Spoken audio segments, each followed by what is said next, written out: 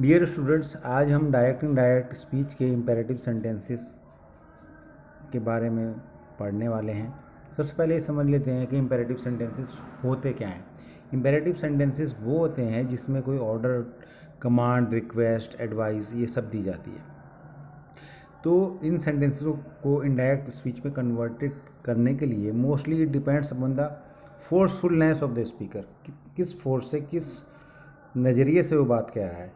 तो that's a period of exclamation point is use at the end of the sentence.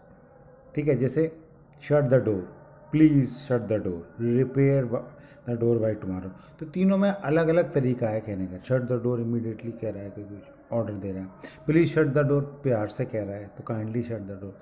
तो इस तरीके से repair the door by tomorrow, तो वो एक, ये भी एक ऑलमोस्ट रिक्वेस्ट है। ओके, तो इनको कैसे कन्वर्ट करना है, आइए आगे देखते। To convert this sentence types of sentences into indirect speech, follow the following rules along with the above mentioned rules. सबसे पहले मैं रूल आपको मैं बता दूं कि जो बाहर रिपोर्टिंग वर्ब है, इन्वर्टेड कॉमास के बाहर का जो पार्ट है और इन्वर्टेड कॉमास के अंदर का जो पार्ट है, रिपोर्टेड स्पीच है, उससे पहले टू लगाते हैं। दैट या इफ़ कोई कनेक्टर नहीं आएगा, वहाँ पर टू आएगा। टू के बाद सीधी वर्ब की फर्स्ट फॉर्म आएगी, टू क्योंकि नॉन फाइनाइट बनाया जाता है। ठीक है, तो reporting verb is change according to the reported speech into order in case the sentence gives a direct command। जैसे डायरेक्ट स्पीच में the teacher said to me shut the door, तो teacher बच्चे से ऑर्डर ही करेगा। तो indirect speech क्या हुआ, the teacher ordered me to shut the door. To के बाद सीधी वर्ब की फॉर्म आ गई, जो भी काम करने के लिए अंदर कहा गया है।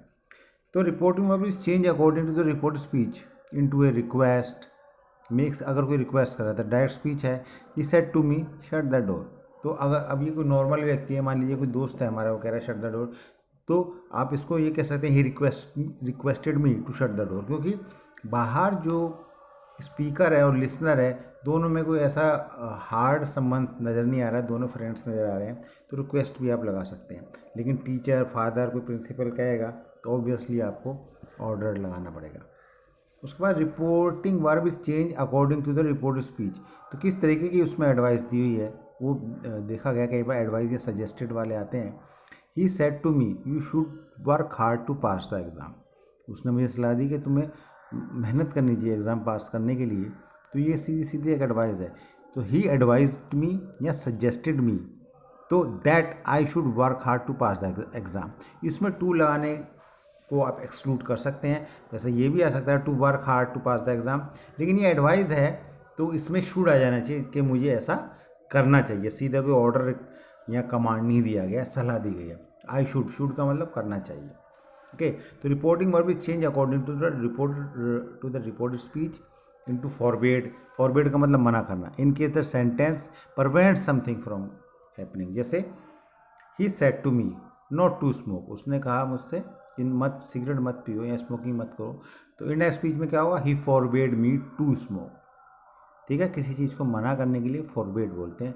तो इम्पेरेटिव सेंटेंस में रिपोर्टिंग वर्ब उस वे में चेंज कर दिया जाता है जिस वे में रिपोर्टेड स्पीच के अंदर, इन्वर्टेड कॉमास के अंदर बात का भावना व्यक्त की गई है। तो कुछ एग्जांपल्स हैं इसमें।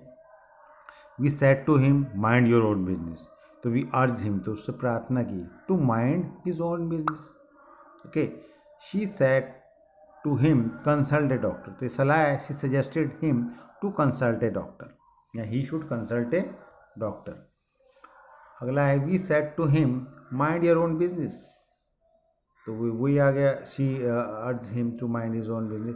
थर्ड है he said to me write it again, तो he asked me to write it again, पूछा मुझसे, यहाँ सलाह दी मुझे। इसमें भी advise me to write it again भी लिख सकते हैं।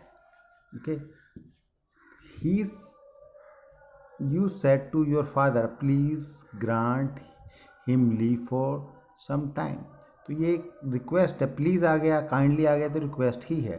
तो you requested your father to grant him leave for some time. एक और सेंटेंस देख लीजिए, my father said to me, mother said to me never tell a lie, mother forbade me to tell a lie, यहाँ पर भी उनकी मना करने की बात है। तो आई होप आपको इम्पेरेटिव सेंटेंस, ईजी से सेंटेंस है, आपको करने आगे होंगे इंडायरेक्ट स्पीच में कन्वर्ट करने के लिए। नेक्स्ट वीडियो में मैं आपको इंटरोगेटिव सेंटेंसेस के बारे में बताने वाला हूँ। Okay, thank you.